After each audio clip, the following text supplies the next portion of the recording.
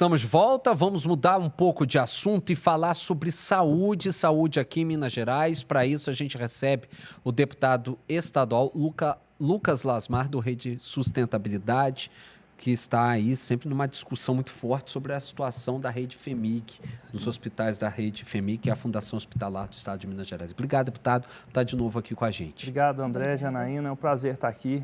Nossa defesa é sempre a saúde pública do Estado de Minas Gerais e a gente tem visto movimentações que nos preocupam. O que era para ser alegria, o anúncio do governo em reformar o CTI pediátrico do Hospital Infantil João Paulo II, está se tornando realmente um sentimento de alerta. Porque eles fizeram a mesma narrativa com o fechamento do Hospital Maria Amélia Lins, falaram que ia reformar, ele continuou fechado há 8 meses, impactou em torno de quase 2.000 cirurgias desde o início do ano para a região metropolitana do Estado. E agora eles fizeram a mesma ação. Fecharam 16 leitos de CTI pediátrico dentro do Hospital Infantil João Paulo II, que é o único hospital 100% SUS que é referenciado para atender crianças não só da região metropolitana de todo o Estado, que trata doenças infecto-contagiosas, doenças raras. Ali é uma referência para crianças. Fecharam e colocaram dentro do Hospital João 23. O Hospital João 23 já sofre uma sobrecarga da própria população, das demandas normais, e agora o Estado está cada dia mais colocando demandas lá e a gente sabe que ele não está suportando isso. O Estado está tentando mudar a vocação do João 23, saindo da urgência e emergência para colocar cirurgias eletivas lá dentro. E aí nós fizemos uma visita técnica, fomos lá em loco no Hospital Infantil João Paulo II e também no João 23, identificamos que houve redução de assistência com essa movimentação da reforma.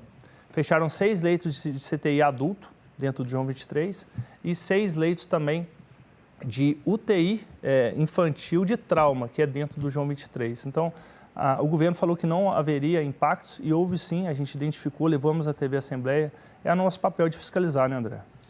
Ontem, durante a Comissão de Direitos Humanos, na audiência pública que o senhor mesmo pediu, a gente viu uma explicação por parte do diretor administrativo das 3 unidades, né, da Rede FEMIG, que cuida João 23, o Maria Amélia Lins, né, Júlia Kubitschek, Odete Valadares, todos esses hospitais.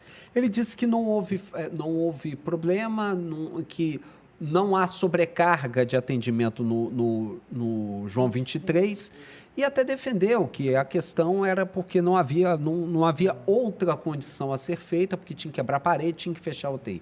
O problema não é questão de fechar a UTI, o problema que eu acho que dá para identificar foi a maneira como foi fechada. Essa é a principal reclamação de vocês, né? Sim, os profissionais que trabalham no CTI infantil, dentro do Hospital Infantil, foi avisado via WhatsApp no dia. Então, essas ações que o governo tem feito em relação a tomar decisões, elas não são planejadas. A gente viu do próprio secretário de Estado de Saúde informando que não houve planejamento para fechar o Hospital Maria Amélia Lins. Então, esse alerta que nós estamos tendo de ir em loco, ficar em cima do governo estadual para que não feche o Hospital Infantil João Paulo II. E é importante destacar, talvez a população não saiba, naquele edital de construção do Hospital Padre Eustáquio, que vai unificar todos os hospitais, já está no edital o fechamento do pronto atendimento do Hospital Infantil João Paulo II. Não vai ter mais porta aberta. E ali é o único lugar que é onde a região metropolitana, o estado todo, tem para tratar doenças raras para crianças. Então o governo já mostrou, olha, eu vou fechar o pronto atendimento.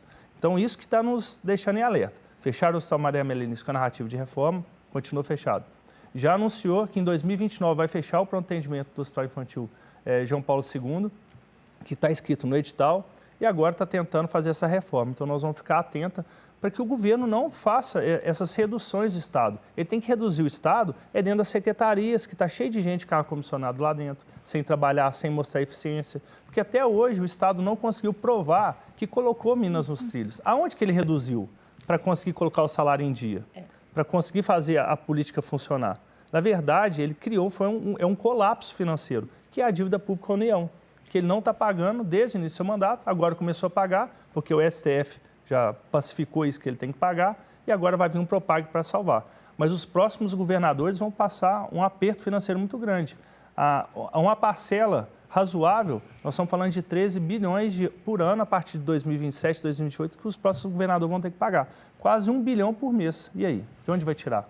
Uma grande angústia, igual o senhor comentou, essa questão do supra-hospital do Padre Eustáquio, é o fechamento de outros 4, né, que tem atendimentos totalmente diferenciados, crianças, adultos.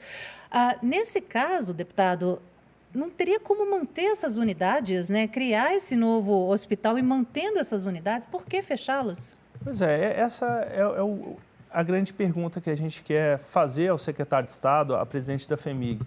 Eles vão anunciar bilhões de reais para a construção desse hospital, que é dinheiro da Vale. Eles ainda estão reduzindo os leitos do hospital infantil, de outros hospitais, para colocar numa grande obra e para se tornar um palanque político para o governador.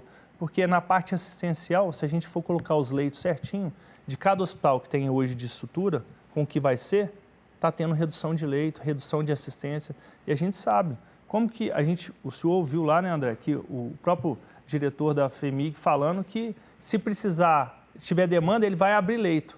Quem não está aguardando hoje no pronto atendimento da região metropolitana inteira leitos de CTI para chegar dentro do João 23? Então, são narrativas que são isoladas, mas para quem entende o Sistema Único de Saúde, temos dezenas de pessoas aguardando no SUS Fácil, que a gente fala, leitos de CTI para salvar vidas, que seja de idosos, por trauma, enfim, várias outras especialidades, e a gente não consegue. Tem pessoas que ficam 12, 15 dias aguardando leite de CTI e morrem. E o governo negligencia isso. Então, realmente o governo quer diminuir a máquina pública, mas aonde não deve diminuir, que é na parte assistencial para salvar vidas. Você estava falando sobre a questão de porta aberta, unidade de porta aberta, que é a unidade de pronto atendimento mesmo propriamente dito. Hoje a gente tem pediátrico, só tem o João Paulo II, não tem outro. Aí você tem Odilon Berens, o Júlia Kubitschek também tem atendimento, pronto atendimento. Você tem esse aqui agora perto da gente, Risoleta Neves, o próprio João 23. Você não acha que também é um outro ponto que cada vez mais é negligenciado pelas autoridades e que esses atendimentos, esses hospitais de porta aberta de pronto atendimento poderiam também ajudar muito no dia a dia da população? Porque quando a gente pensa aqui no Risoleta Neves, então é uma vergonha. Todo dia com superatendimento, com todo dia lotado de gente, e não se vê nenhum tipo de movimentação, só vê pelo contrário, só cada vez mais fechando esse tipo de atendimento. Você acha que só as UPAs dariam conta ou também não dá? Não, a gente precisa de um hospital infantil especializado, como é o Hospital Infantil João Paulo II, para doenças raras, infecto-contagiosas. Importante, o Hospital Infantil João Paulo II é que forma médicos especialistas em pediatria de urgência e emergência. Se fechar o pronto atendimento, vai acabar a especialização dentro desse hospital, para várias faculdades, para formar mão de obra de pediatria, para atender todo o sistema único de saúde. Já é uma mão de obra escassa, né? Escassa. Então, o Estado não está tendo noção do que está fazendo e está fazendo uma desassistência programada de leitos e também de profissionais para o futuro. Então, o governo precisa ter esse entendimento de que, em algumas partes da saúde, não se pode privatizar e nem terceirizar. Ele tem que cuidar disso e colocar muito recurso. Porque quando você terceiriza, é o seguinte, eu faço o que eu recebo.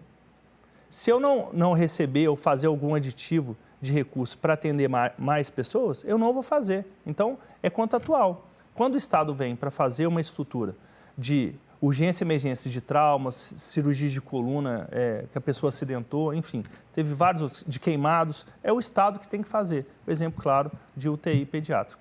Você está falando agora sobre a questão da terceirização, que é um outro processo que está em trâmite dentro da Assembleia, que é a criação do GEOSP, né? A gestão hospitalar que seria terceirizada da rede FEMIG. Queria saber o seu posicionamento, os prós que você vê, se você vê algum pró e o contra, mas isso depois do intervalo, a gente pode? Pode sim. Vamos para o intervalo rapidinho, agora em Belo Horizonte, 12 horas e 48 minutos.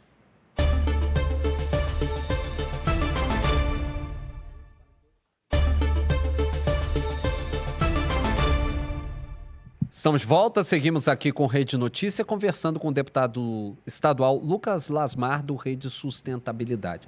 Estava falando sobre o GEOSP, Serviço Social Autônomo, né? A terceirização da administração dos hospitais da Rede FEMIG, que está tramitando na Assembleia. Hoje tem reunião de colégio de líderes, faltam 2 sessões, não é isso, para a discussão dele? Sim, um projeto, quando entra em plenário, ele tem 6 reuniões que podem ser discutidos. Aí nós vamos apresentar uma emenda para ele voltar para a Comissão de Saúde novamente. Eu segurei lá por 3 meses, aí para ele voltar a contar novamente 6 reuniões. A ideia de vocês é fazer isso nessa próxima... Obstrução. O governo não quer conversar, André. Nós somos favoráveis a algumas ações que o governo quer fazer, mas ele não quer simplesmente aceitar emendas ao projeto que trazem transparência, por exemplo. O governo quer excluir pregões eletrônicos. Ele quer fazer processo análogo à licitação. 3 orçamentos, a empresa ganha a licitação. A gente já viu, o governador fala que é contra a licitação, então ele quer direcionar as empresas parceiras dele. Exemplo que quem recebeu isenção fiscal no governo dele são alguns doadores de campanha registrados no Divulga Cande, que é na Justiça Eleitoral. Então a gente quer evitar isso. A gente quer realmente poder trazer transparência através do projeto de lei. Por exemplo, uma emenda minha que toda compra que for feita tem que publicar no site da FEMIG para que todos os fornecedores do país todo possam participar. O governo falou para não aceitar. Os deputados votaram contrários. Então, são ações que nos deixam assustados, igual do Hospital Infantil. Por que não avisa antes para fazer um planejamento de transferência? Por que não assume, olha, nós vamos fechar o Hospital Maria Amélia Lins? Aí fica, vamos reformar, quebrou um aparelho. Então, isso nos assusta muito. E o governo quer excluir a questão dos funcionários públicos dentro da FEMIG, que são técnicos de enfermagem, enfermeiros, médicos. Eles querem terceirizar isso, pagar até mais caro para ficar livre dessa gestão. O governo que prometeu gestão não está conseguindo administrar a rede FEMIG, que a gente vê na própria imprensa todo o caos que está dentro do hospital. Então, é um governo que, às vezes, eu sempre falo que está perdendo a credibilidade. Ele fala uma coisa e faz outra, no aspecto de saúde que eu estou falando, que é o que eu mais acompanho. Então, a gente que entende todo o Sistema Único de Saúde, fui secretário de Saúde 5 anos, me deixa em alerta a todas essas ações do governo. Melhorar, achar uma nova modelagem para melhorar, eu sou a favor, mas tem que conversar. Dessa forma, o governo quer realmente colocar a mão, André, em 200 milhões de reais, que são as compras que a FEMIG faz todos os anos para fazer direcionamento para os parceiros, pegar as empresas parceiras, contratação de médico, pagar até mais caro. E eu falo, por que não pega esse recurso que vai pagar mais caro e não coloca na rede FEMIG para contratar mais profissionais? Ah, nós não estamos conseguindo profissional por causa do salário. Manda o projeto de lei para a Assembleia que nós vamos votar. Nosso sonho é fazer isso, melhorar o salário do anestesista. No último feriado, Janaína, tinha apenas um anestesista dentro do hospital, João 23, para fazer cirurgia de urgência, emergência e eletiva, porque o Estado colocou cirurgia eletiva depois que fechou o Hospital Maria Amélia Lins.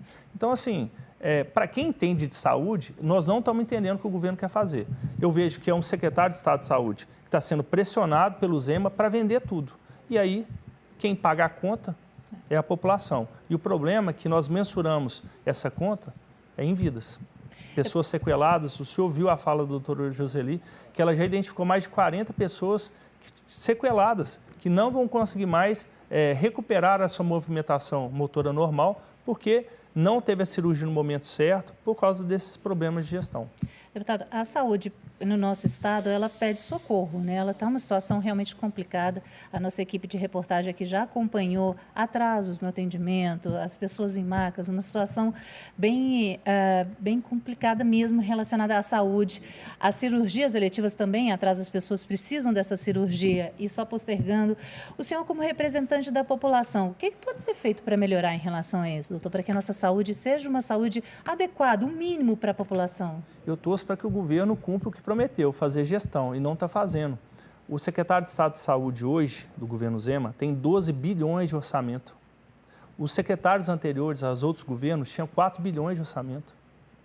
Então tem dinheiro demais e não está conseguindo resolver problemas básicos, e principalmente de urgência e emergência, que são pontos de atenção e que devem ter uma atenção assim, redobrada do governo. Linha de queimados, traumas ortopédicos de alta complexidade, atendimentos infantis. Por exemplo, essa questão do Hospital Maria Amélia Lins, ele é uma retaguarda do Hospital João 23. Então, por exemplo, a pessoa teve um trauma grave, saiu da urgência, precisa fazer uma cirurgia de punho para retomar a movimentação, ele sai do João 23 e vai para o Hospital Maria Amélia Lins. E aí eles fecharam isso. Aí essa pessoa que está fazendo o punho está lá dentro do bloco cirúrgico do João 23, ocupando o leito de quem teve um trauma e quebrou o pescoço, por exemplo. Então, é uma gestão que me assusta muito. Então, nós estamos lá na Assembleia para fazer visita em loco, fazer a nossa fiscalização, fazer audiência pública.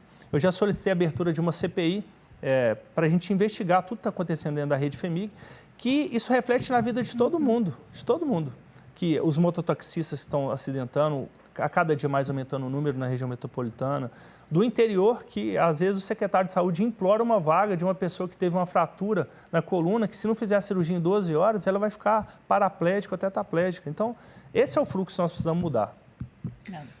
Quero te agradecer, deputado, mais uma vez por estar aqui conosco. Portas sempre abertas para o senhor aqui no Rede Notícia, também na Rede Catedral, TV Horizonte, Rádio América.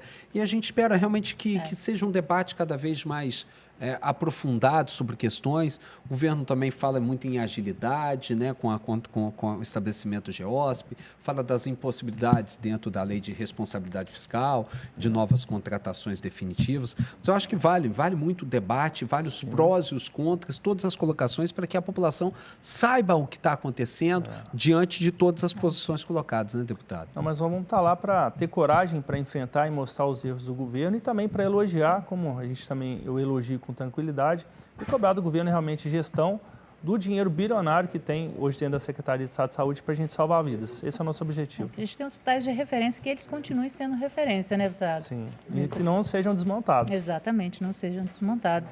Bom, essa questão de saúde, com toda certeza, a gente vai continuar acompanhando, não só aqui em Belo Horizonte, mas em todo o estado. Deputado, muito obrigada mais uma vez aqui pela sua participação, né, para a gente trazer à tona essa questão dos hospitais, dos fechamentos, né? A gente sabe que isso, com toda certeza, é de importância para os nossos, quem nos acompanha, né, André? Com certeza absoluta. Obrigado, deputado. Obrigado. Obrigada. Rede Notícia está ficando por aqui. Você te agradecendo muito pela sua audiência. A gente vai trazer ao longo de toda a semana os desdobramentos do julgamento lá no STF, na primeira turma do STF, do ex-presidente Jair Bolsonaro e de todos os réus envolvidos nesse processo de tentativa de golpe de Estado, lá em 8 de janeiro de 2023, com entradas especiais também ao longo da nossa programação. Mas agora está na hora da gente falar de esporte. Júnior Brasil já está prontinho com o nosso Bola na Rede, já no nosso telão. Ô, Júnior, está tendo uma reunião, ou pelo menos está para ter uma reunião decisiva para o Atlético nesta terça-feira, né? Boa tarde.